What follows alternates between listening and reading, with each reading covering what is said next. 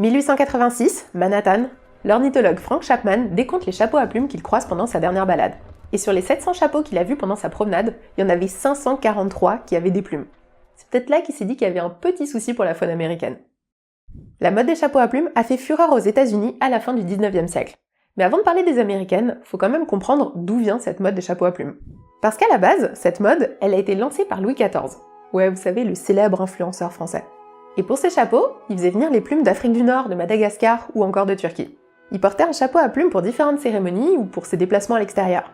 Il a même réussi à imposer le port du chapeau à plumes à ses vassaux dans le protocole. Ok, c'est peut-être pas de l'influencing quand c'est forcé.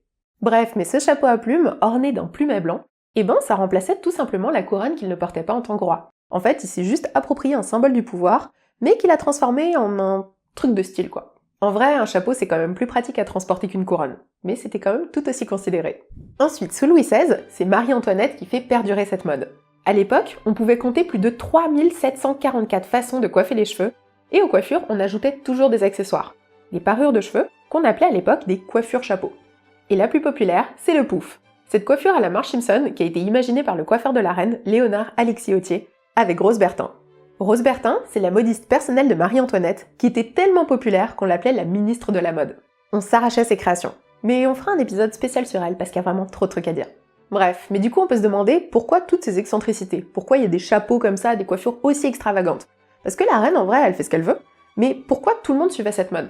Eh ben tout simplement parce que les coiffures surchargées c'était un symbole d'abondance. C'était un moyen de pouvoir étaler sa richesse à l'endroit où on le voit le mieux, sur sa tête.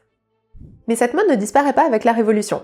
Et 100 ans plus tard, on retrouve toujours des chapeaux à plumes sur les têtes des Européennes et même des Américaines qui ne sortent pas sans leur couvre-chef. On parle même de plusieurs chapeaux à plumes portés dans la même journée par la même personne, en fonction de l'horaire, du lieu, de l'activité, genre aller boire du thé, aller se balader. C'était pas toujours le même chapeau qu'on mettait en fonction des circonstances. Vous sentez le truc arriver, hein?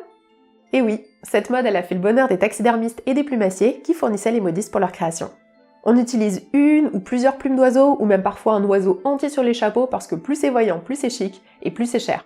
Dans le monde entier, le marché de la plume bat son plein.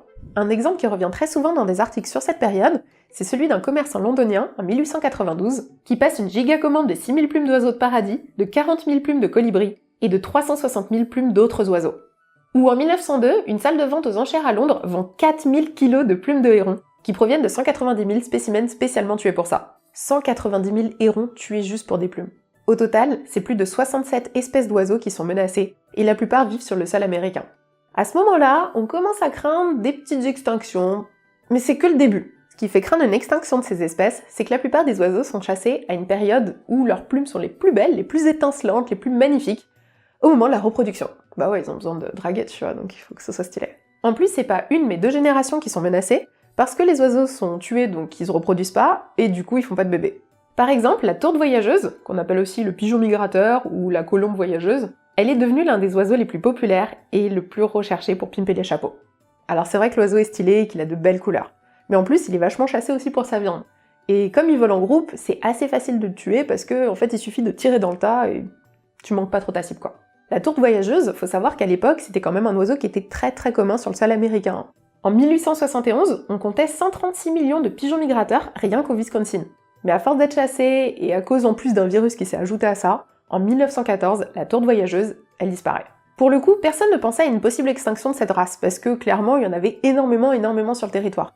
Mais quand elle disparaît, du coup, les consciences un petit peu évoluent, et les gens se disent que ça commence à être un peu la merde. Du coup, les mecs, ils réalisent l'ampleur et la gravité de la situation, et ça s'est transformé quand même en quelque chose de positif. Parce que pour stopper cette mode et protéger au maximum les espèces d'oiseaux prisées pour leur plumage, diverses associations voient le jour. Comme la Massachusetts Audubon Society, une organisation environnementale américaine qui œuvre encore aujourd'hui pour la protection des oiseaux aux États-Unis.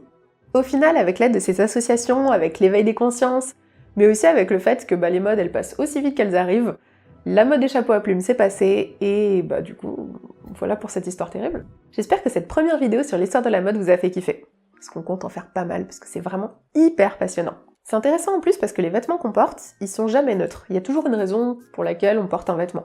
Et en plus, aller fouiller dans l'histoire, genre 1780, savoir comment les meufs se coiffaient, c'était insane! C'était dégueu aussi. Mais ça, on en parlera dans une prochaine vidéo.